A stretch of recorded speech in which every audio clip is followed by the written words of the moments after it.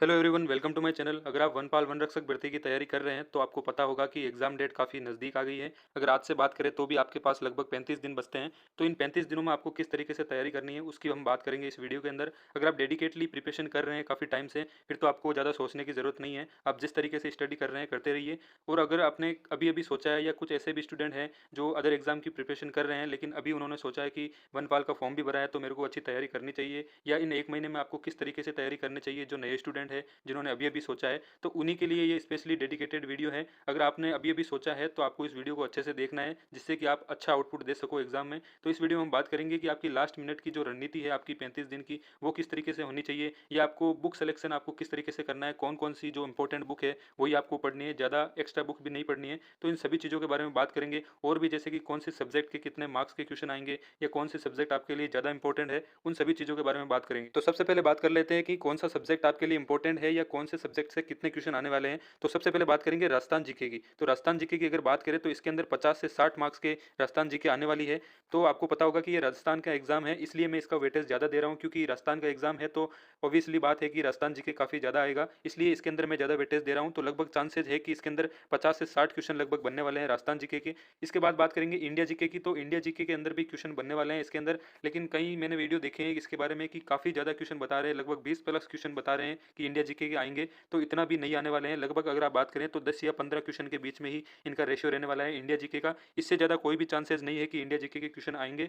और बात करें राजस्थान जीके के अंदर भी, जैसे इंपॉर्टेंट सब्जेक्ट्स होती है राजस्थान कला संस्कृति या ज्योग्राफी, उसके बारे में बाद में बात करेंगे कि वो कितने कितने वेटेज का है। पहले इनके बारे में बात कर लेते हैं। तो नेक्स्ट बात करते हैं मैथ, करंट और साइंस की। तो ये कितने कितने मार्क्स की आने वाली है। तो मैथ्स आपके लगभग चांसेस है कि 10 क्वेश्चन आएंगे मैथ्स के भी, और 10 क्वेश्चन की बात करें तो करंट के आएंगे, और साइंस के भी यही है कि लगभग 10 क्वेश्चन ही आएंगे। इससे ज़्यादा मेरे को नहीं लगता कि कोई चांसेस है इससे ज़्यादा क्वेश्चन बनने के, क्योंकि 100 मार्क्स का ही एग्जाम है, 100 ही क्वेश्चन आने वाले हैं इसके अंदर। तो हर एक सब्जेक्ट से अगर वो 20-20 क्वेश्चन उठाएगा तो मेरे ख्याल से 100 मार्क्स के ज़्यादा का क्वेश्चन हो सकते हैं। इसलिए लगभग यही वेटेज रहने वाला है, क्योंकि अगर वीडियो मेंस की बात करें तो उसके अंदर भी लगभग यही सिलेबस था, तो उसके अंदर भी लगभग यही वेटेज था हर एक सब्जेक्ट का। लगभग मैथ के भी 10 क्वेश्चन आए थे उसके अंदर, या करंट की या साइंस की बात करें तो लगभग सेम ही वेटेज था। तो इसके अंदर भी काफ़ी सारी चीज़ें हैं और काफ़ी बड़ा सिलेबस है, तो उसी के हिसाब से मैं आपको सारी चीज़ें बता रहा हूँ। इंडिया जी के आपके 10 या 15 मार्क्स मैक्सिमम है, 15 मार्क्स, इससे ज़्यादा आपके इंडिया जी के नहीं आने वाली है। तो इतना आपको ज़्यादा टेंशन लेने की जरूरत नहीं है कि इंडिया जी के मेरी वीक है तो मैं किस तरीके से मैं प्रिपरेशन करूंगा। तो आपको ज़्यादा नहीं सोचना है। 10 या 12 क्वेश्चन लास्ट इंडिया जीके के बनने वाले हैं, और मैथ, करंट और साइंस का भी मैंने बता दिया।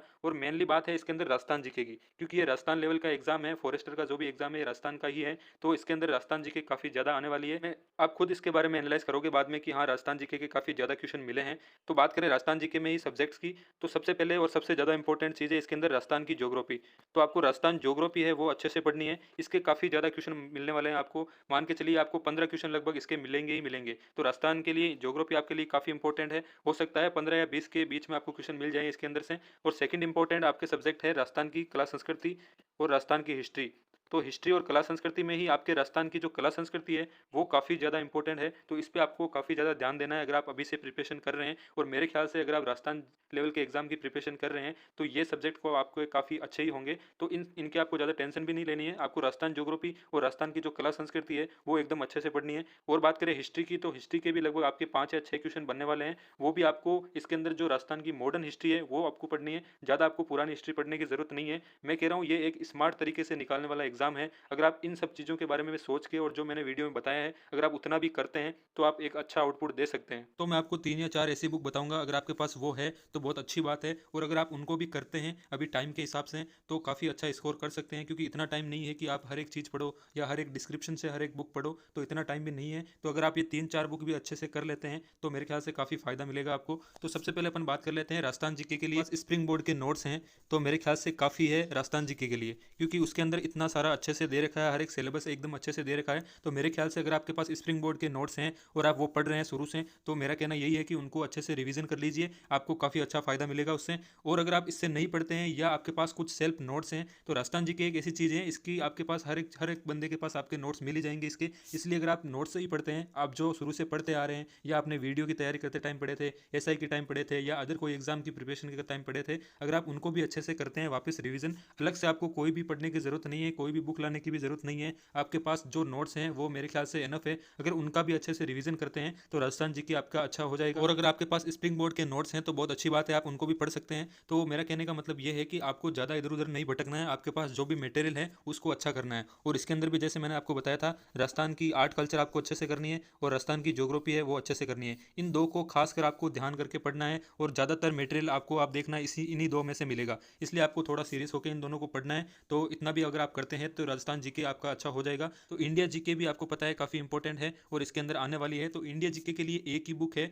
और वो काफ़ी है, इधर उधर कोई भटकने की जरूरत नहीं है। आपको लूसेंट पढ़ना है और कुछ भी नहीं पढ़ना है। ये सारी चीज़ें मैं उन्हीं के लिए बता रहा हूँ जो अभी से प्रिपरेशन करना चाहते हैं या वो चाहते हैं कि मैं 30-35 दिनों में एक अच्छी स्टडी कर सकूँ ताकि मैं थोड़ा एग्जाम फाइट कर सकूँ। ये सारा वीडियो उन्हीं के लिए और जो मैं बुक बता रहा हूँ स्पेशली उन्हीं सब के लिए ही सोच के मैंने ये वीडियो बनाई थी। तो इतना भी अगर आप इन बुक्स को पढ़ लेते हैं, जैसे कि मैंने लूसेंट बताई थी, लूसेंट आपके लिए काफ़ी है, इंडिया जीके आपका अच्छे से कवर हो जाएगा। या अगर इसके अलावा आपके पास कुछ नोट्स हैं अपने तो वो भी पढ़ सकते हैं। लेकिन अगर आप लूसेंट भी अच्छे से कर लेते हैं, इन एक महीने में एक दो बार इनकी रीडिंग कर लेते हैं, जैसे इंडियन ज्योग्राफी हो गई, इसके अंदर भी लूसेंट में आपको इंडियन ज्योग्राफी थोड़ी अच्छे से पढ़नी है। इसके अलावा अगर बात करें तो इसके अंदर मॉडर्न हिस्ट्री आप थोड़ी बहुत देख सकते हैं। इसके अंदर भी जो गांधी वाला युग है या गांधी जी के बाद जो भी जैसे 1900 के बाद में जो भी घटनाएं हुई थी, छोटे मोटे आंदोलन या कोई भी घटनाएं ऐसी है जो कि इंपॉर्टेंट है, आप उनको पढ़ सकते हैं। इसके अलावा और ज़्यादा डीपली पढ़ने की बिल्कुल भी जरूरत नहीं है। ज्योग्राफी आपको पढ़ना है इसके अंदर से, और इसके अंदर आपको जैसे मैंने हिस्ट्री थोड़ी बहुत बताई है उसके एक दो क्वेश्चन आपको मिल सकते हैं। इसके अलावा आपको कुछ भी पढ़ने की जरूरत नहीं है, थोड़ा सा स्मार्टली ही पढ़ना है जैसे मैंने बताया आपको। तो इतना भी करते हैं तो मेरे ख्याल से काफ़ी रहेगा। नेक्स्ट बुक है इसके अंदर करंट अफेयर्स। तो करंट अफेयर्स के लिए मैं आपको पहले भी काफ़ी बार बता चुका हूँ, आपको मूमल पढ़नी है।